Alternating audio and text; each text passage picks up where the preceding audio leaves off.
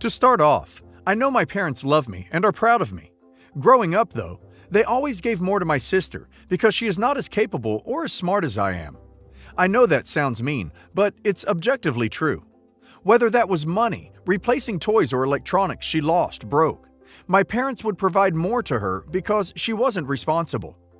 Even when I was in high school, they would make me pay for my own school trips because they said they couldn't afford it, but would pay for anything my sister wanted to do. Last week, I found out they replaced her MacBook for the 4th time. She got drunk and spilled beer on it.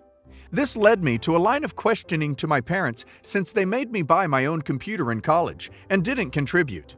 It finally came to a head when I asked if they paid more for her college than they did mine, and it became clear that they did. I went to a top college in the US with a less than 10% acceptance rate. My entire life, I have been passionate about working in politics, so I went to the best school in the US for it. I had no legacy, have struggled with mental health my whole life, and cried tears of joy when I finally got in, since I truly earned my spot there. But because of how expensive the college was, I had to take out a significant amount of loans, work many jobs in college to support myself, and ultimately got a job in an unrelated field to pay off my debt. My parents said they would only contribute X dollars for my college because that was all they could afford, and that my sister and I would get the same amount for school. We qualified for some financial aid, but it wasn't enough for me to avoid taking out loans. My sister went to a bottom-tier school. To put it in perspective, it has an 85% acceptance rate. Has repeatedly said she doesn't care about college, only wants an easy life, and her dream is to find someone rich to marry. I'm realizing that I essentially subsidized her education and have had to sacrifice my passion in life in order for that to happen. My parents have stopped responding to me when I ask about it. Even though my college was more expensive than hers, they paid more for hers.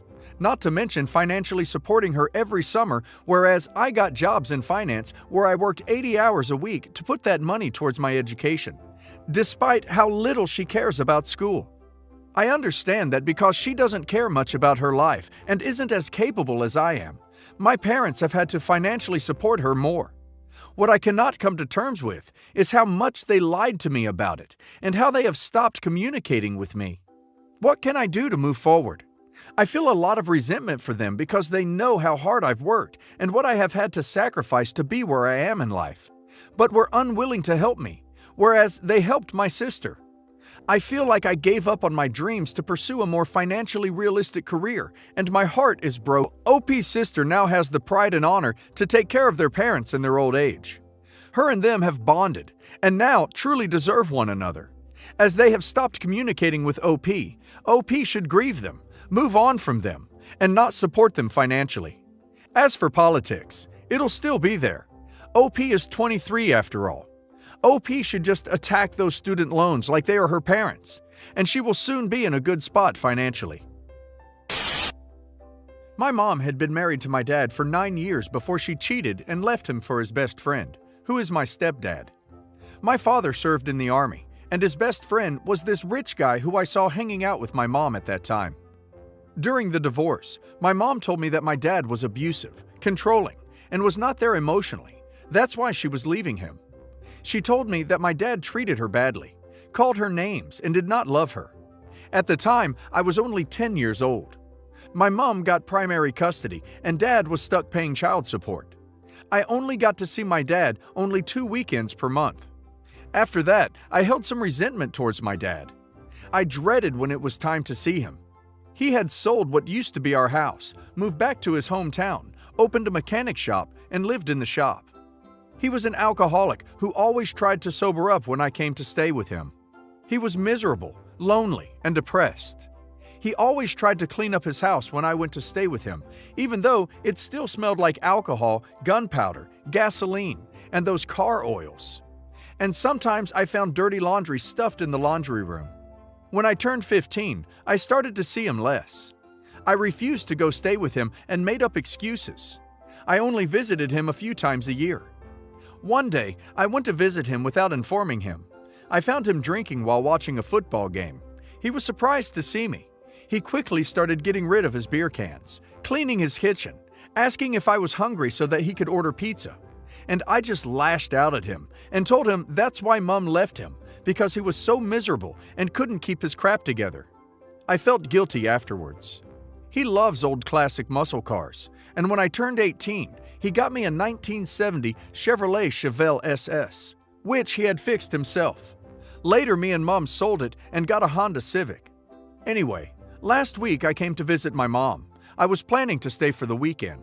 On Saturday night, I overheard my mom and my stepdad talking about what happened 12 years ago, bragging about their affair and not once even regretting how it affected my dad. All they said that they felt sorry for him.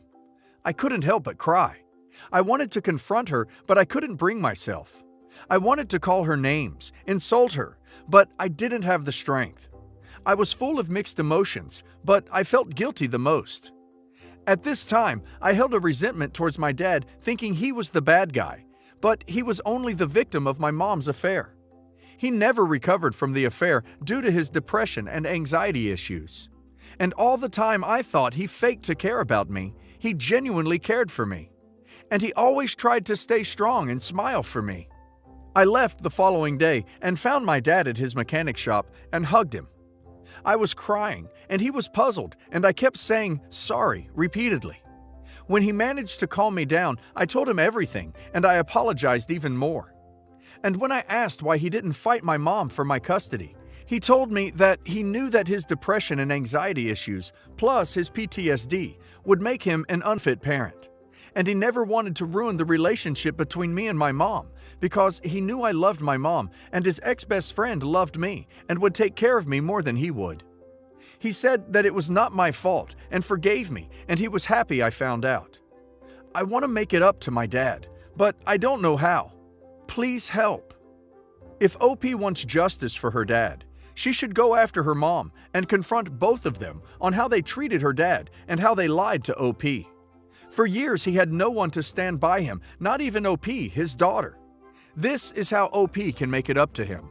Things like this happen to fathers like OP's all the time when their wives divorce them, then turn their children against them. OP's mother and that guy she's married to are nothing short of evil. OP should do right by her dad and give him the voice he never had. Update. As some of you said, there are two sides to every story, and I decided to listen to my dad's side. He admitted to being distant and not affectionate after his last deployment due to his PTSD, but the affair had been going on when he was in deployment. I confronted my mom a few days later after my post, and she was defensive at first. She said that I was not grateful for what she did for me, and that she simply protected me from my father. She called him a few names. I didn't want to argue, and I had already chosen my next words carefully. I told her that my father was a good man, who was broken by the betrayal of the two people he trusted the most. And worse, you turned his own daughter against him.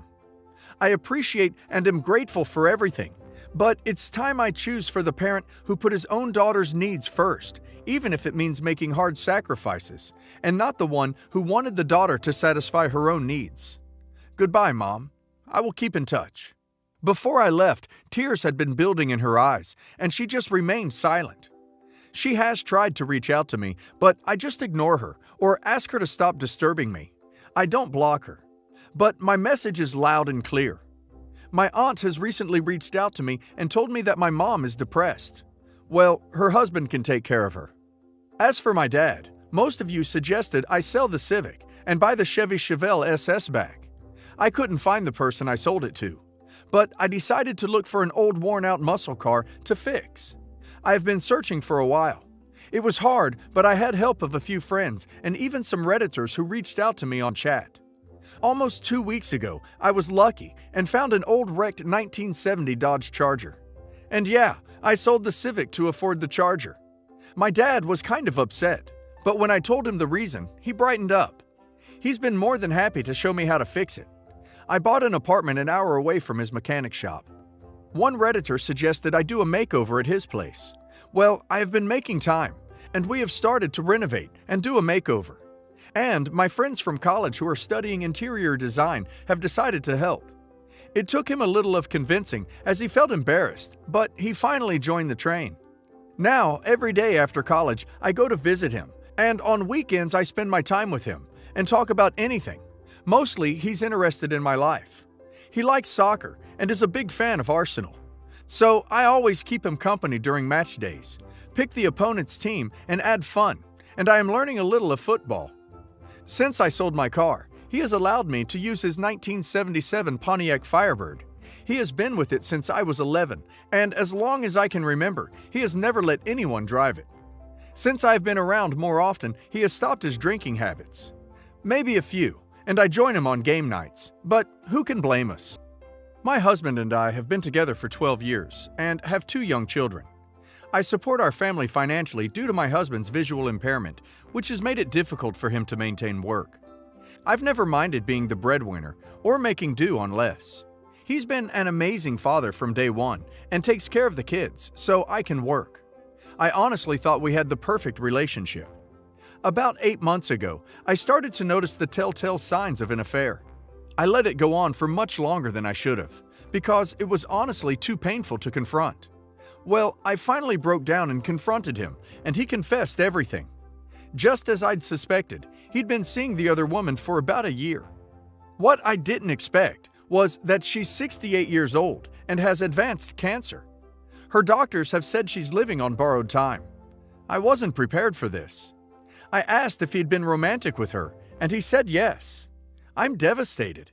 He says he still wants to be with me and our family, and that a lot of what he talks about with his other woman is me and the kids. It left me in a weird place, because when I found out he was having an affair, I was expecting that he was just being completely selfish. But he then told me that this all started because she has money and promised to put him in her will. He broke down crying and told me he's felt like such a failure because he's never been able to provide for our family the way he's wanted to, and this would be enough to pay for the kids' college. I'm confused and devastated. I honestly still love him and don't want to break up the kids' home. I'm willing to go to counseling, but I can't deal with him seeing her again. He said they haven't been romantic in a long time since she was placed on palliative care, but he doesn't want to abandon her now because she has no one else in her life.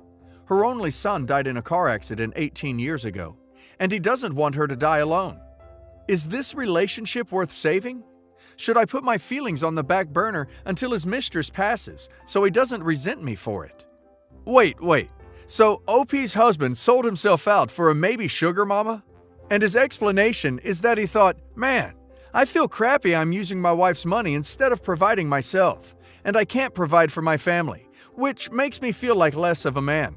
Oh, you know what a good remedy is? Being with another woman so her money can provide for my family. Like, what? Is this real? My 48 female, husband 51 male, became distant after I was diagnosed with PCOS 2 years after having our now 8-year-old son. In recent times, he became extremely distant. He would claim he really needed to go on the road for business, but then tell us that his business was struggling and he has to reinvest his money back into it, so we needed to cut back. He was also extremely short with our daughter and yelled at her for asking for a summer internship with him. He also got mad when she applied to her first choice college, saying he didn't want to pay for it. The therapist I've been seeing asked if I suspected cheating, but I couldn't find any hard evidence. However, what I didn't know was how suspicious my daughter also was. My daughter was upset for the past few weeks, and I didn't know why. But yesterday, all hell broke loose when she got the cops called on her. I ended up finding out that she had followed her dad from his office to this woman's place many times and had peeked into a calculator-looking app on his phone. She said she didn't want to upset me or be the cause of breaking up this family, and knew her dad would just deny it all, so she ended up going to his 22-year-old mistress's place. She knocked on the door and begged and pleaded with her to leave my husband alone, and that he has a family and a young daughter who's only 8. His mistress said she wasn't going to leave my husband and slammed the door in her face. My daughter got mad and kept banging on the door and screaming at her until an elderly neighbor called the police. My husband has now admitted the affair and the mistress's name, but claims that she means nothing to him. The address my daughter was at is a high-end line of rented townhomes, yet my husband denies renting it for her. My daughter was shaking and said she was also wearing head-to-toe logo designer items, and my husband also denied buying her that. My daughter said she'd never forgive her dad if he chose that woman over us, and hates him for being such a liar. My husband has cried and said that he felt alone at work and didn't want to burden me because of my illness. He said he's willing to do anything to make amends, but that the sexual attraction between us hasn't been alive in a long time. I am in shock right now. What do I do? How do I make my daughter realize none of this is her fault? Ugh. Obviously, none of this is OP's or her daughter's fault. Clearly, OP's husband is a piece of crap. I guess the only advice would be, beyond leaving this a-hole as soon as she can, she should securely get her affairs in order. OP should not listen to his lies or excuses. There's nothing he could do or say to reverse his actions.